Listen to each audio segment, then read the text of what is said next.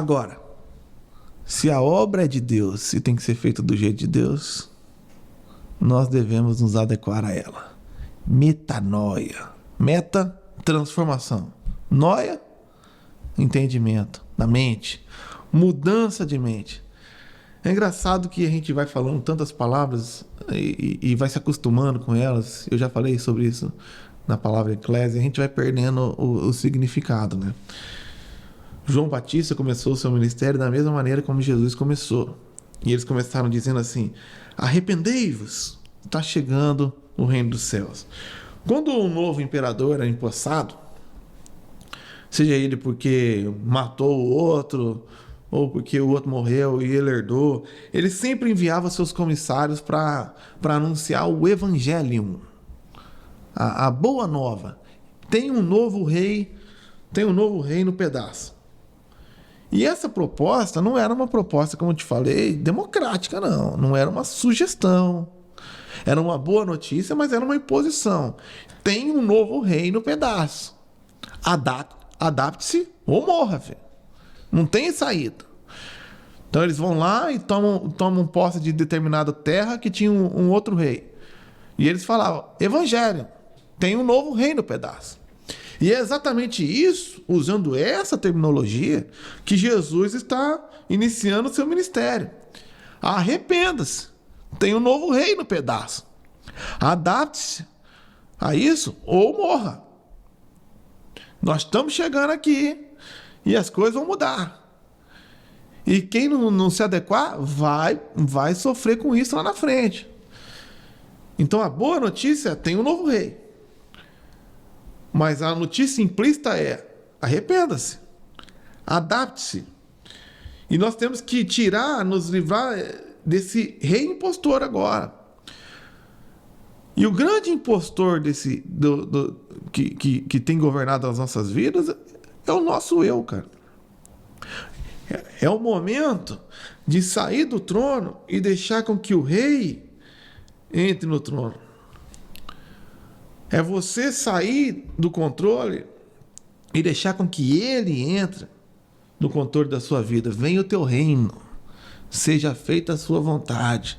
Governe sobre mim, sobre os meus olhos, sobre as minhas palavras, sobre os meus ouvidos, sobre os meus passos. Nós temos que se arrepender. Nós temos que sair do trono. Depois de uma frustração ministerial, eu tinha tido excelentes resultados, mas eu estava praticamente perdendo a minha família, perdendo a minha essência ministerial, focado em coisas que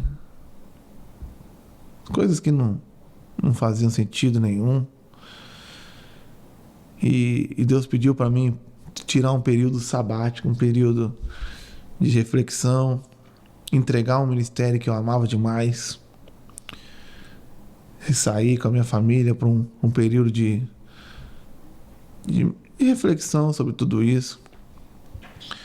Eu lembro que eu fiquei muito mal, fiquei muito deprimido, fiquei desanimado e eu cheguei literalmente a querer morrer. Eu lembro disso.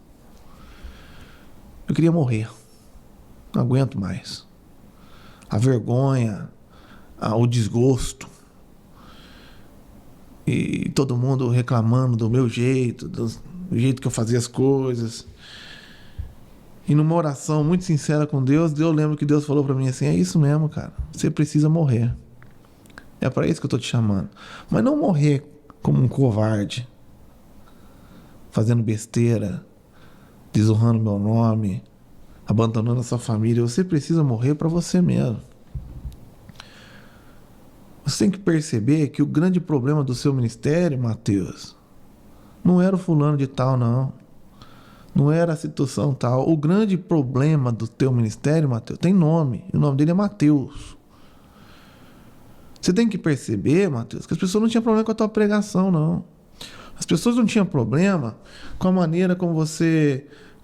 Com as estratégias que você trazia. Não, as pessoas tinham problema com você. Com o teu jeito. Com a tua personalidade. Com as suas idiosincrasias. que você tanto se orgulha. Esse é o teu problema, Mateus. É esse cara que tem que morrer. Porque aquele que quer ser meu discípulo tem que tomar a tua cruz, negar a si mesmo para me seguir. Você precisa morrer. Se você fizer uma boa análise do seu ministério, você vai perceber que tudo que está dando errado ali, em primeira ou última instância, passou por você. No fim das contas, a culpa é sua. Se depende de mim e de Deus, Deus me ungiu para fazer isso aí, a culpa é minha, pô. Eu tenho que assumir a responsabilidade.